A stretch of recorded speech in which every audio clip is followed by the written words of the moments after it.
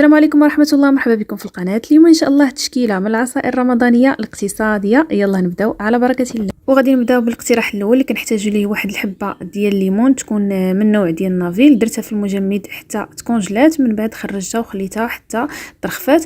غادي نقشرها، نحيد لها القشرة ديالها طبعا.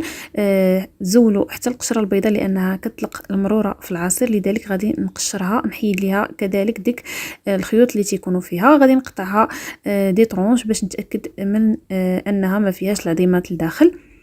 غادي نديرها في كاس ديال العصير. من بعد خديت جوج ديال الحبات ديال الجزر اللي قطعتهم مربعات ودرتهم مع شويه ديال الماء، سلقتهم غير شويه ماشي تخليوه حتى يطيب مزيان. خليت هذا الخليط هذا حتى برد في الثلاجه، وغادي نضيفو على هذيك الحبه ديال الليمون.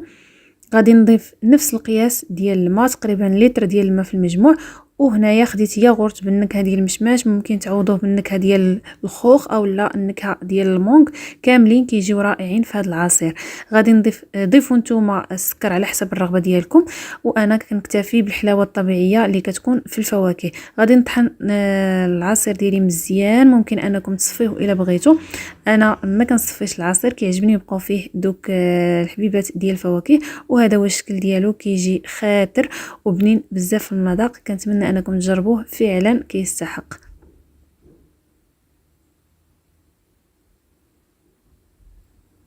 وغادي ندوزو مباشره للاقتراح الثاني. هنايا خديت واحد 5 ديال الليمونات اللي قطعتهم وغادي نعصرهم في العصاره، نخرجوا العصير ديالهم. تقريبا كيخرجوا لنا واحد 3 ديال الكيسان ديال العصير.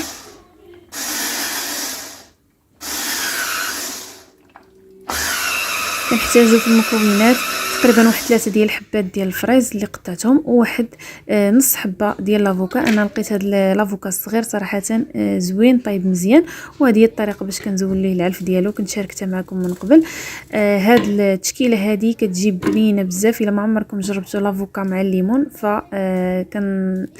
كنتمنى تجربوهم، فعلا كيجيو رائعين. غادي نضيف لافوكا طبعا، ضروري انها تكون طيبه مزيان، وإلا ما كانش عندكم طيبه مزيان راه الفيديو خليت لكم في صندوق الوصف باش تشوفوا الطريقه. ضفت عصير الليمون ونفس الكميه من الماء، وضيفوا السكر على حسب الرغبه. انا غادي نحلي غير بهذا الطريف ديال البنان. كنطحنوا العصير ديالنا جيدا، ممكن انكم تصفيوه باش تخلصوا من البذور ديال الفريز. انا كما عودتكم ما كنصفيش العصير، كنخليه هكذاك طبيعي، نستافدوا حتى من دوك الالياف.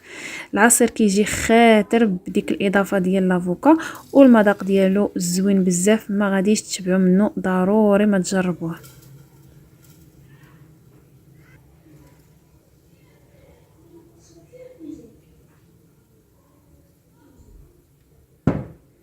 شوفوا ليا ما شاء الله اللوين ديالو كيفاش كيجي.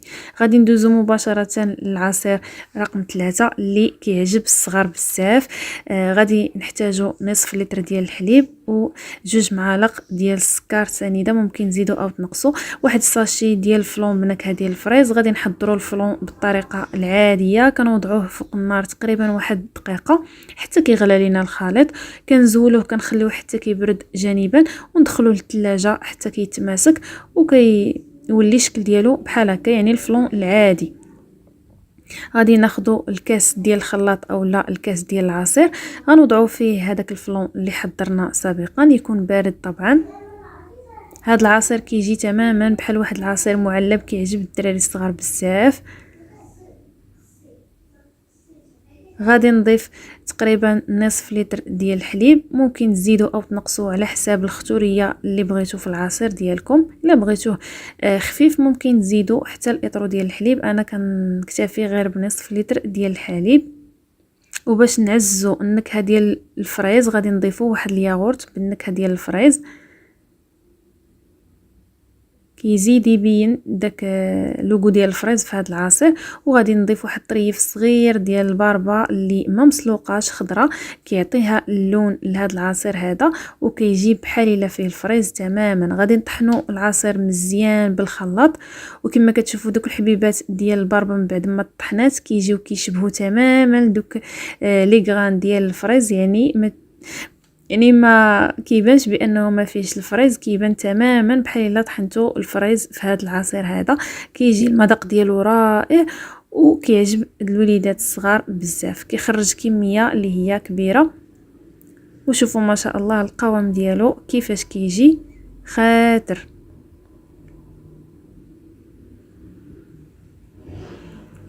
كيستحق انكم تجربوه. شوفوا الشكل ديالو كيفاش كيجي بدوك الحبيبات ديال الباربه بحال الا طحنا فيه الفريز تماما. غادي ندوزو مباشره للاقتراح الموالي. خديت واحد الحبه ديال الليمون نافيل، غادي غسلتها طبعا مزيان وغادي نحك القشره ديالها. غناخذ ديك القشره ونديرها في كاس ديال الخلاط الكهربائي اولا الكاس ديال العصير. الحبات ديال الليمون غادي نقشرها طبعا، نزول ليها اللب الابيض ديك القشره البيضاء. ضروري ما تحيدوا هذيك القشره البيضاء لانها تتخلي واحد المروره في العصير. غادي نقطعوه طبعا دي طرونش باش نتاكدوا انه ما فيش العظام، لانه الا وصلنا حتى طحنا شي عظم تيطلق لينا المروره كذلك في العصير. غادي نوضع هاد الحبات الليمون في الغرف ديال العصير ديالي. غادي نضيف هنايا البعويد اولا الإجاص، كان عندي ديجا في المجمد. الا ما عندكمش الإجاص ممكن تعوضوه بالتفاح. ديروا 2 حبات تفاح و2 حبات ديال الموز والماء، تقريبا 1 لتر ديال الماء. وكطحنوا العصير. ممكن تضيفوا ليه السكر، ولكن هذا العصير هذا بالضبط كيجي حلو حلاوه طبيعيه، لانه الفواكه اللي استعملنا كاملين حلوين. كيجي واحد العصير خاطر لذيذ في المذاق، كيستحق تجربوه. ومباشره ندوزو للاقتراح الموالي. كنحتاجوا حبه ديال الحامض و2 حبات ديال التفاح. غادي ناخذوا الحبه ديال الحامض نحيدوا ليها القشره الفوقانيه، غير ديك القشره الصفراء بلا ما نوصلوا للقشره البيضاء. ممكن تحكوا في الحكاكه الا بغيتوا. انا هنا غادي نحتاج غير القشره ديال نصف حامضه.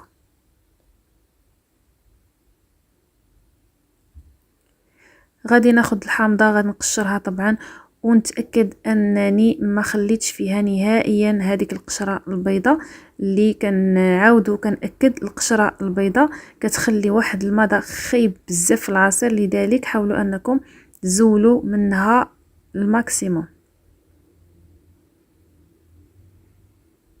غادي نقطعوا الحامضه دي طرونش باش نتاكدوا انه ما فيهاش العظيمات. اختاروا حامضه اللي تكون كبيره في الحجم باش يجي المذاق ديالها باين في هذا العصير. صافي قطعتها زولت منها العظيمات.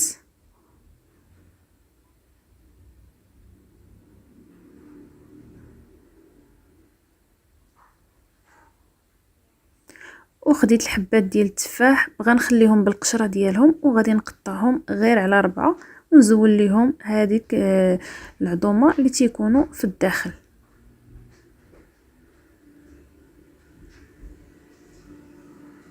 خديت كاسرونه درت فيها نصف لتر ديال الماء. غادي نضيف ليها القشور ديال الحامض، طريفات ديال الحامض ودوك 2 حبات ديال التفاح اللي قطعتهم على هذا الشكل هذا.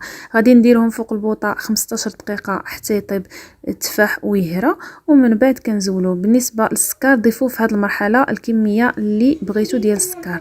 صافي من بعد ما زولت الكاسرونه فوق البوطه دخلتها للثلاجه حتى بردات مزيان. كما شفتوا التفاح خاصو يطيب مزيان. صافي غادي نضيف نفس الكميه ديال الماء، وهنايا غادي نضيف حبه كبيره ديال الموز هي اللي غنحلي بها هذا العصير هذا. غادي نطحنوه مزيان مزيان حتى ينسجموا ليا العناصر ويتطحنوا مزيان. ممكن في هذه المرحله انكم تصفيو العصير باش تزولوا منه ديك القشور ديال الحامض اللي كنا ضفنا، ولكن كما عودتكم ما كنصفيش العصير. اول حاجه باش نستافد من دوك الالياف كاملين، وثاني حاجه لان هذا الخلاط هذا صراحه كيطحن مزيان فما كيبقاوش عندي كاع نهائيا شي حاجه في العصير. كيجي عصير اللي هو املس و متجانس. هذا العصير هذا كيجي اكثر من رائع، كيستاهل انكم تجربوه. واخر عصير اللي هو عصير لافوكا بالاضافه ديالي عصير لافوكا المعروف ديال الحليب ولكن بواحد الاضافه مختلفه. هنايا خديت واحد الحبه كبيره ديال لافوكا زولت ليها العظم كيف ما شفتوا بالطريقه اللي كنت شاركت معكم بلا ما تحتاجوا السكين. كنقشر لافوكا غير بيدي بحال هكا، تكون لافوكا طيبه مزيان باش تخرج لكم عصير خاطر وما فيهش داك التفرتيت. غادي نضيف الحليب على حساب القوام اللي كتبغيوه، وممكن تزيدوا ديروا نصف كميه الحليب ماء الى بغيتوا، وحليوه بالعسل الا كان عندكم العسل، ما كانش ديروا غير السكر. والاضافه اللي كتعجبني وضروري منها في العصير لافوكا مع الحليب هو ماء الزهر. جربوه ردوا عليا الخبر، عرفتوا كيعطي واحد لوغو خطير. راكم عارفين لافوكا او حتى البنان كتكون فيهم واحد شويه ديال الزفوره، فباش تقضيو عليها ضيفوا تقريبا 1-2 معالق اولا 3 ديال ماء الزهر. كيخلي هذا العصير هذا كيولي عنده مذاق مغاير تماما. وكنطحنوا العصير ديالنا طبعا جيدا. وباش تحافظوا على عصير لافوكا ما يتاكسدش دائما احتفظوا بالعظم حطوه وسط من العصير، كيخليه يبقى في اللون ديالو الاصلي وما كيتاكسدش وما كيتغيرش ليه حتى المذاق ديالو. الاخوات اللي جربوا هاد التدبيره هذه شاركوها معايا في التعاليق، راه فعلا فعاله، خصوصا لا شاط لكم العصير وخليتوه في الثلاجه فراه غيبقى كيف ما هو، ما كيكحل ما والو. كنتمنى ان شاء الله هاد العصائر اللي شاركت معكم يكونوا عجبوكم، وكالعاده ما تبخلوش عليا بالتعليقات ديالكم وبلي جيم باش هكذا نزيد نتشجع ونزيدكم وصفات ان شاء الله يكونوا ساهلين اقتصاديين ولذاذ. خليتكم على خير، بسلامه.